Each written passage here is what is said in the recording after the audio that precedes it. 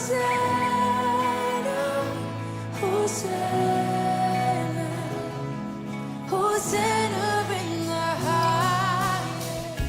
pagi teman-teman.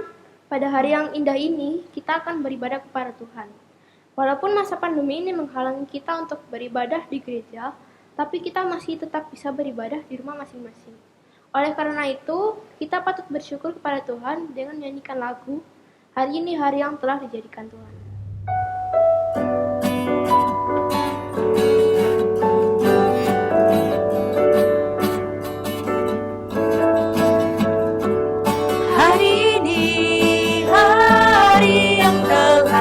Dijadikan Tuhan, mari kita bersuka. Hari ini hari yang telah dijadikan Tuhan, mari kita bersuka. Dalam Tuhan bersuka. Dalam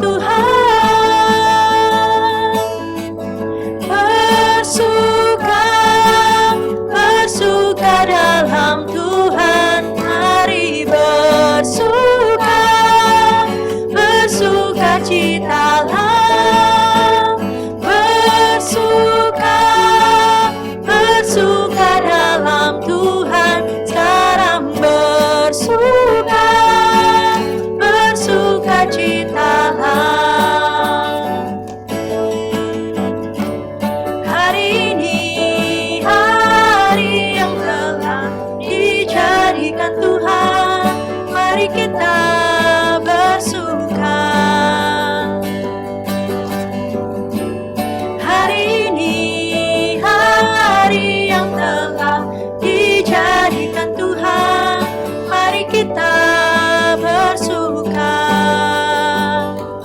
Dalam Tuhan bersuka. Di dalam Tuhan bersuka, dalam Tuhan, mari bersuka, bersuka citalah, bersuka, bersuka dalam Tuhan, sekarang bersuka, bersuka citalah, bersuka, bersuka dalam Tuhan, mari bersuka, bersuka citalah, bersuka, bersuka dalam Tuhan, sekarang bersuka, bersuka citalah. Selama 1 minggu ini, kita sering melukai hati orang tua, saudara, dan teman kita. Baik itu melalui perkataan maupun perbuatan kita. Oleh karena itu, mari kita mohon ampun atas dosa kita kepada Tuhan melalui doa pengakuan dosa. Sebelum masuk ke dalam doa pengakuan dosa, mari kita menyanyikan lagu Sejauh Timur dari Barat.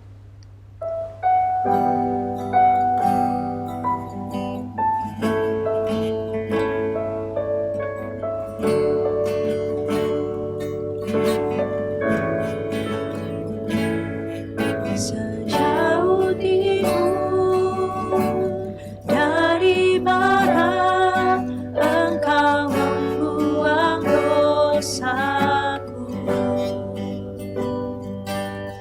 Tiada kau ingat lagi pelanggaranku.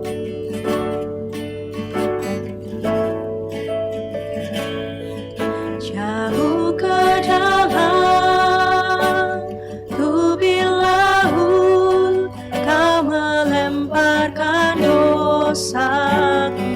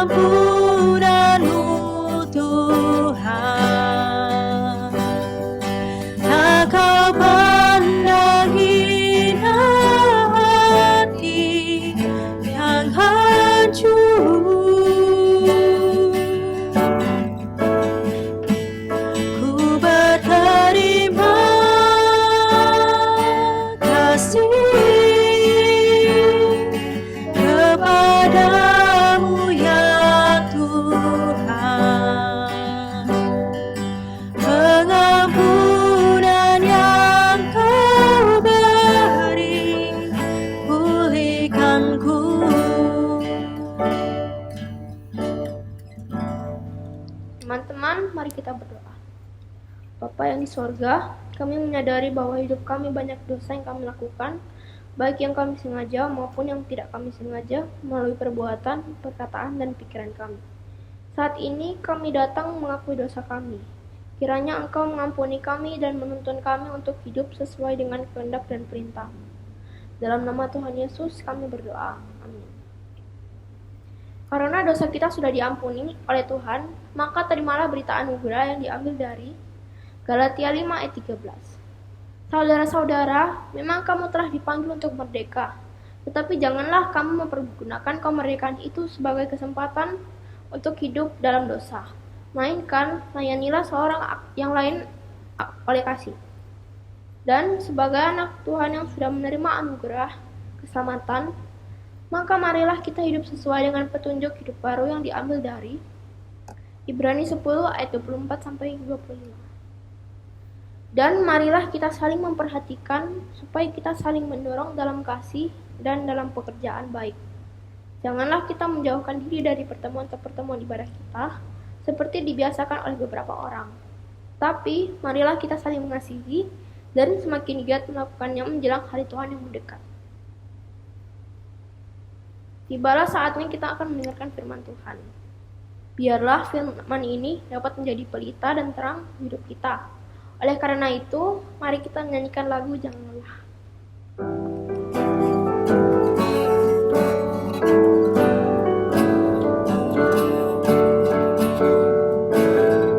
Jangan lelah bekerja di ladangnya Tuhan. Roh Kudus yang beri kekuatan, yang mengajar dan menopang. Tiada lelah bekerja bersamamu Tuhan, yang selalu mencukupkan agar segalanya. Katakan tanah bergelombang, timbullah tanah yang berubah, menjadi siap dibangun di atas dasar iman. Katakan tanah bergelombang, timbullah tanah yang berubah, menjadi siap dibangun di atas dasar iman. Jangan lelah bekerja di ladangnya Tuhan. Roh Kudus yang beri kekuatan, yang mengajar dan menopang. Tiada lelah bekerja bersamamu Tuhan, yang selalu mencukupkan segalanya. Katakan tanah bergelombang, timbullah tanah yang berubah, menjadi siap dibangun di atas dasar iman. Katakan tanah bergelombang, timbullah tanah yang berubah, menjadi siap dibangun di atas dasar iman. Selamat pagi teman-teman, bersyukur kepada Tuhan karena pagi hari ini kita mau bersama-sama mendengar kebenaran akan firman Tuhan. Mari kita berdoa. Tuhan Allah Bapa kami yang bertata di dalam kerajaan surga, kami bersyukur Tuhan untuk waktu dan kesempatan yang Tuhan berikan kepada kami. Saat ini kami mau mempersiapkan hati dan pikiran kami mau mendengar firman Tuhan, kami mau belajar firman Tuhan. Kiranya Tuhan memberikan kami hikmat, kami ada damai sejahtera, kami ada sukacita ketika kami boleh menerima akan firman Tuhan. Berkati hamba-Mu yang akan menyampaikan firman Tuhan ini ya Tuhan, sehingga diberikan hikmat dan kekuatan untuk bisa menyampaikan dengan baik, dengan jelas, secara sederhana, dan dapat dimengerti. Terima kasih Bapa, kami menyerahkan waktu kami sepenuhnya ke dalam tangan kuasa-Mu. Di dalam nama Tuhan Yesus Kristus kami telah berdoa dan kami mengucap syukur. Amin. Teman-teman yang dikasihi oleh Tuhan, pagi hari ini kita belajar tentang satu tema, yaitu bekerja sama dalam pelayanan Allah. Teman-teman yang dikasihi Tuhan, kita belajar dari kitab Nehemia pasalnya yang kedua, ayatnya yang pertama sampai ayatnya yang ke-11. Perkenalkan teman-teman, aku adalah Nehemia. Aku adalah seorang Yahudi, tetapi aku tinggal di Persia, yaitu suatu negara yang tidak mengenal Allah yang benar. Pekerjaanku sebagai seorang juru minuman raja. Tugasnya adalah menyediakan konsumsi minuman raja, ya, supaya apa? Supaya dapat diketahui apakah di dalam minuman raja itu ada sesuatu yang membahayakan atau tidak. Nah, teman-teman, kalau dilihat dari pekerjaanku, aku ini adalah seseorang yang berhasil tentunya. Aku adalah seorang yang sangat dipercaya oleh raja. Tetapi keberhasilanku bukan menjadi sesuatu yang harus aku banggakan, melainkan ada satu hal yang aku mau kasih tahu kepada teman-teman. Ada satu hal yang penting bagiku adalah hubungan atau relasi yang dekat dengan Tuhan. Teman-teman, hidup di negara yang tidak mengenal Allah yang benar itu tidak mudah loh. Banyak sekali godaan yang akan mempengaruhi kehidupan rohaniku. Ya, hal itu tentunya membuat aku itu harus terus berjuang, harus semangat teman-teman untuk apa? Hidup dekat dengan Tuhan. Supaya kerohanianku itu juga tetap teguh di dalam Tuhan. Lalu bagaimana dengan teman-teman saat ini? Bagaimana dengan teman-teman berjuang untuk kerohanian teman-teman supaya tidak tergoda oleh arus dunia saat ini? Yang pertama teman-teman, milikilah hikmat dan pengertian bahwa teman-teman dan aku harus berelasi dekat dengan Tuhan. Teman-teman harus punya rasa itu, yaitu punya rasa mau mengerti, ya. Ada hikmat dan mau mengerti bahwa dekat dengan Tuhan adalah sesuatu yang penting di dalam kehidupan kita anak-anak Tuhan. Teman-teman, hidupku itu enggak flat, ya. Kalau iklan snack itu bilangnya life is never flat, atau biasanya my life is my adventure. Jadi hidupku itu enggak flat. Aku juga punya persoalan hidup, bukan cuma persoalan pribadi, tetapi ada satu beban yang Tuhan kasih sama aku. Nah, kalian pernah nggak sih punya persoalan di dalam hidup, tapi bukan persoalan pribadi? Bukan berantem soal pacar, bukan ditolak cintanya lalu dukun bertindak, dan bukan juga soal nilai ujian yang harus remedi.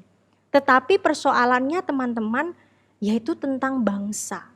Nah, bayangin ya teman-teman, persoalan bangsa harus kita pikirin, ya. Mungkin kita berpikir, ngapain ngurusin soal bangsa, ya. Tapi bagaimana teman-teman? Tuhan mau percayakan itu kepada aku. Aku harus menyelesaikan sesuatu beban yang besar, yaitu pekerjaan Tuhan yang mulia. Nah, di mana bangsaku, teman-teman, saat itu sedang mengalami kesulitan, mengalami keterpurukan. Tembok Yerusalem itu sudah hancur. Tembok Yerusalem saat itu sudah rusak dan gerbangnya terbakar. Nah, teman-teman kalau jadi saya bagaimana? Ya, bagaimana perasaan teman-teman? Sedih, santai-santai aja atau biasa aja? Tapi aku sangat sedih teman-teman.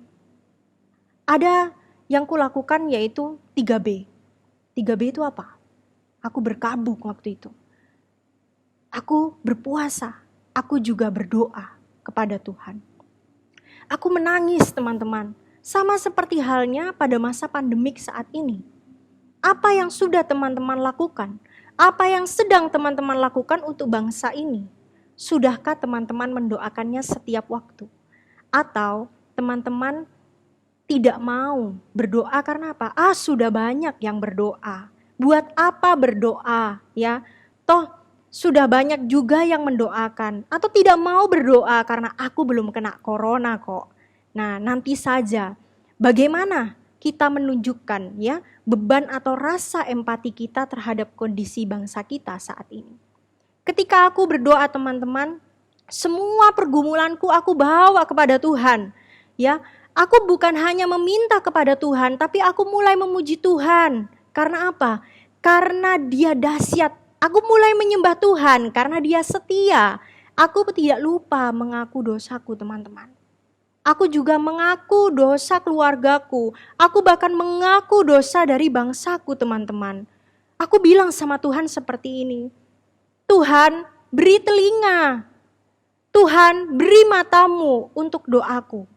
Apakah Tuhan tidak mendengar teman-teman? Tuhan dengar, Tuhan lihat. Karena apa? Karena Tuhan itu Maha Tahu. Hal yang kedua adalah bangunlah relasi dengan Tuhan sebagai gaya hidup. Kalau Nehemia mau berdoa, kenapa tidak dengan kita? Mari bangun hidup doa kita ya kepada Tuhan setiap hari sebagai gaya hidup setiap kita. Saya akan menambahkan satu, yaitu juga membaca firman Tuhan. Selain berdoa, kita juga membaca firman Tuhan. Teman-teman, aku orangnya biasanya tuh gak galau, ya, gak sering galau. Tapi waktu aku mendengar bangsaku mengalami kesulitan, aku galau, aku sedih. Bahkan teman-teman tahu, aku berkabung, aku berpuasa, aku berdoa. Kalau kalian galau kenapa? Nah teman-teman, ini bukan persoalan hanya galau karena orang tua, galau karena pacar, galau karena sekolah, kuliah, kerjaan. Tetapi kegalauan ini adalah karena bangsa. Ya, dalam kegalauan ini aku tetap berdoa kepada Tuhan meskipun doaku singkat teman-teman. Tapi jangan dibiasakan doa singkat ya kalau tidak dalam situasi tertentu. Nah ini waktunya Tuhan menjawab doaku melalui pertanyaan seorang raja yang bernama Artasasta kepadaku. Ketika raja bertanya kepadaku, itu kesempatan aku untuk bicara kepada raja. Aku bilang seperti ini, Raja utuslah aku ke Yehuda ya, supaya aku bisa membangun kembali tembok Yerusalem. Lalu yang kedua, Raja berikanlah aku surat-surat bagi bupati di daerah seberang sungai Efrat, supaya mereka memperbolehkan aku sampai di Yehuda. Dan yang ketiga teman-teman, aku minta sepucuk surat bagi Asaf. Asaf adalah pengawas taman raja, supaya dia memberikan aku kayu untuk memasang balok-balok pada pintu-pintu gerbang di benteng bait suci, untuk tembok kota dan untuk rumah yang akan kudiami. Lalu teman-teman tahu apa? Raja mengabulkan permintaanku, karena aku tahu teman-teman, yang berkuasa bukan raja, tetapi Tuhan yang senantiasa murah hati melindungi aku. Teman-teman, sungguh sukacita rasanya kalau doa kita itu dijawab sama Tuhan. Tetapi sekali lagi aku mau bilang, 4 bulan aku harus melakukan 3B itu. Aku harus berkabung, aku harus berpuasa, dan aku harus berdoa. 4 bulan itu Tuhan menjawab doaku. Teman-teman, rencana Tuhan yang dibebankan kepada kita dapat dicapai melalui banyak hal. Tetapi tidak pernah bertentangan dengan kehendak Allah yang lainnya. Persoalan bangsa ini bukan hanya soal tembok Yerusalem yang rusak.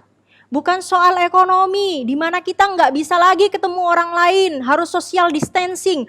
Bukan lagi masalah politik, bukan lagi masalah ekonomi, kehilangan pekerjaan. Tetapi sadar atau tidak, di dalam hal ini, kerohanian bangsa itu mengalami krisis. Kenapa? Kok kerohanian bangsa itu mengalami krisis? Ya, bukan hanya tembok yang rusak, bukan hanya sesuatu yang hancur, tetapi iman itu terus goyah karena hal-hal yang menyebabkan kerusakan-kerusakan membuat bangsa ini mengalami satu krisis kerohanian.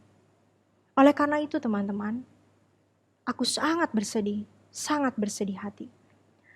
Teman-teman, berapa banyak dari kita punya beban untuk pekerjaan Tuhan? Seberapa jauh teman-teman tahu kalau ada teman-teman yang mempunyai persoalan? Sebagaimana kalian punya beban, ya, hati kalian punya beban kepada persoalan teman? Apakah teman-teman sampai berkabung, sampai berpuasa, sampai berdoa? Selain beban teman-teman, kita harus punya rencana. Aku Nehemia punya perencanaan yang baik. Karena untuk menyelesaikan beban dan pekerjaan Tuhan yang dipercayakan, akan ada tantangan, ada hambatan. Sehingga apa? Aku harus menyusun rencana. Tetapi aku terus berdoa kepada Tuhan supaya aku tidak buru-buru dalam bertindak. Ya. Jadi teman-teman, ketika aku sudah tiba di Yerusalem, ya, sudah 3 hari aku di sana teman-teman. Aku bangun pada malam hari bersama beberapa orang saja yang menyertai aku. Lalu sebelum tiba di Yerusalem, aku sudah yakin dengan panggilan Tuhan.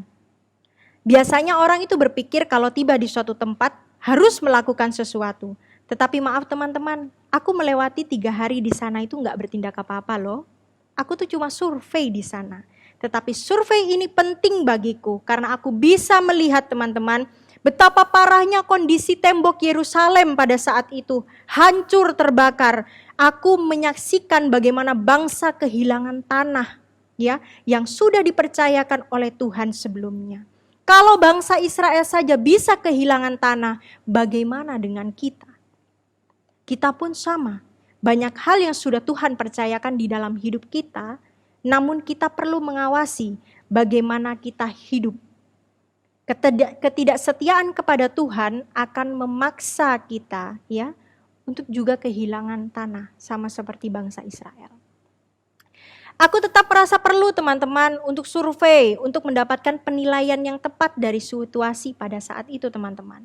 Bagiku pekerjaan Tuhan itu butuh perencanaan yang matang, bukan hanya berdoa. Nah, bahwa di dalam suatu hal yang mau kita lakukan itu ada izinnya Tuhan. Apa yang mau kita lakukan itu harus ada konfirmasi dari Tuhan, ya. Dan kita tidak sembarangan menceritakan visi yang Tuhan berikan kepada kita kepada orang lain, ya. Dikatakan di dalam firman Tuhan, tidak ada yang tahu, para penguasa nggak tahu, para imam nggak tahu, para pemuka agama tidak tahu, dan petugas lainnya juga tidak tahu. Tapi teman-teman, please, jangan negative thinking sama aku ya. Ketika aku belum membagikan visi Tuhan, apakah aku mau kerja sendiri? Oh, nggak mungkin teman-teman. Bagaimana aku bisa bekerja sendiri? Visi Tuhan membutuhkan orang lain untuk membangun tembok Yerusalem. Teman-teman bayangkan, apakah kalau aku sendirian membangun tembok Yerusalem bisa, sampai lebaran tahun berikutnya juga nggak akan pernah bisa teman-teman.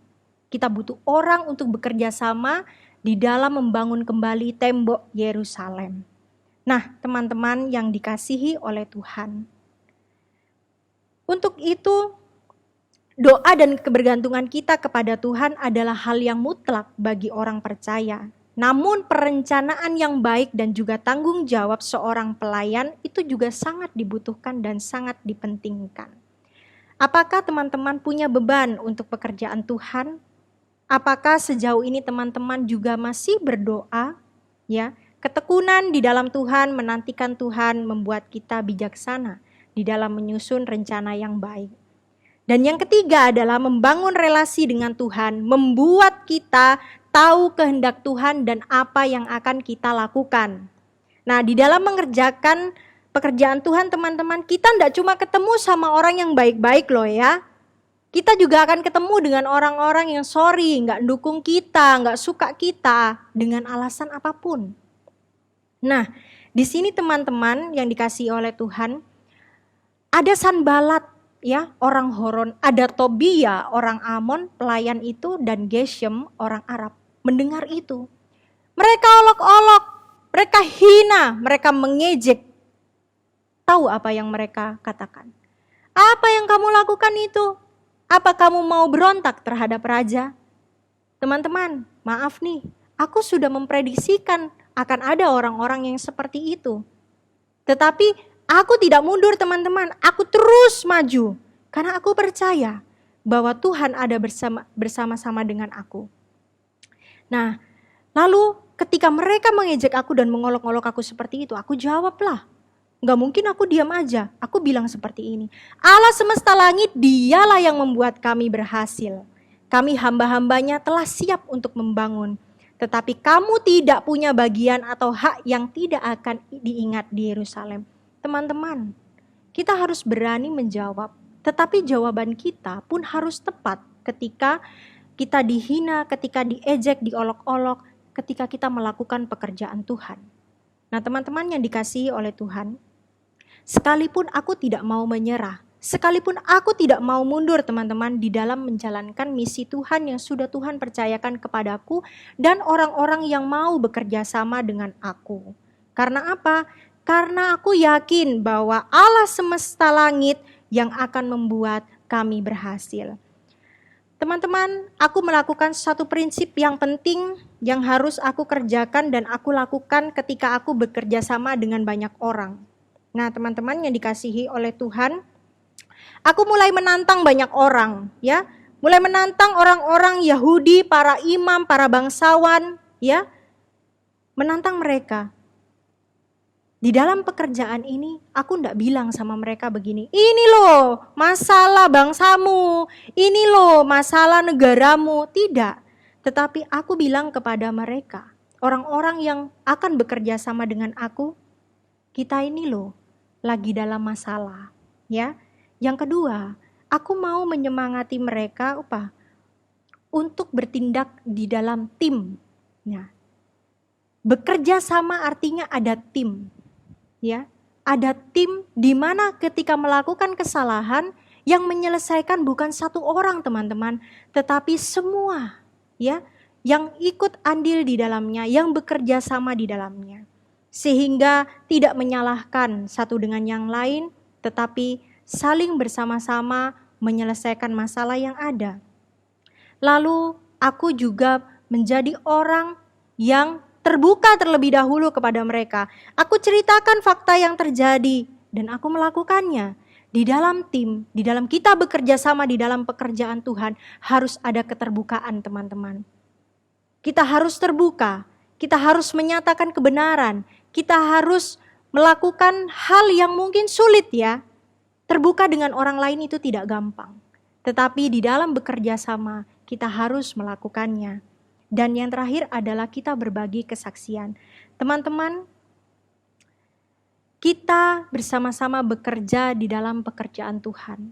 Ada banyak hal yang akan kita lakukan ketika Tuhan berkehendak kepada kita. Tetapi ingatlah bahwa kehidupan kita tidak serta-merta dapat melakukan semua pekerjaan itu sendiri. Ada orang-orang yang akan Tuhan pilih bersama-sama dengan kita, bekerja sama untuk menyelesaikan satu pekerjaan Tuhan. Tetapi ingatlah, satu hal, ada hal yang harus kita lakukan, yaitu terus membangun relasi kita dengan Tuhan. Kita berdoa, kita membaca firman Tuhan. Karena apa? Karena kehidupan kita tidak mudah teman-teman. Ada banyak tantangan, ada banyak halangan, ada banyak rintangan yang harus kita hadapi. Sehingga untuk itu kita sangat membutuhkan Tuhan di dalam hidup kita melalui ketekunan kita dalam berdoa dan ketekunan kita membaca kebenaran akan firman Tuhan.